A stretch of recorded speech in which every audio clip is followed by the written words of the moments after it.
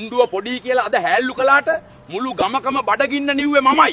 පොඩි වුණත් අපේ හුඬුව කවදාවත් මිනිස්සුන්ට හොරට මැන්නේ නැහැ. ඩිජිටල් තරාදි එන්න කලින් ග්‍රෑම් 250ක් මැන්නේ මගෙන්. මම් බර නෙවෙයි. පරිමාව මනින පැරණි හුඬුව. අද කාලේ කිලෝ එක කියන්නේ ඉස්සර හුඬු 4ක්. මේ ලීයෙන් හදපු මට කියන්නේ සේරුව. සේරුවට හාල් පිරෙව්වම වැඩි හරිය කපලා සාධාරණව මනින්නේ මගෙන්. මන් තමයි අපේ පැරණි කොත්ලෑල්ල. කමතේ බැත කන්ද ගණන් කරමින් මැන්නේ මගෙන්. අපේ කුසිකර්මයේ ප්‍රධාන මිනුමක් වුණු මං කුරුණිය. කිලෝ වෙනුවට ඉස්සර මුළු අස්වැන්නම මැන්නේ මගෙන්. සේරු 32ක් මනින්න පුළුවන් මන් තමයි බුසල. බැටරි නැති කාලේ ගුරුත්වාකර්ෂණයෙන් බර මැන්නේ මමයි. තැටි දෙකේ පරණ තරාදිය අපේ අයගේ ෆිසික්ස් දනුමයි. යකඩ පඩි වෙනුවට ඉස්සර බඩු කිරන්න ගත්තේ මාව.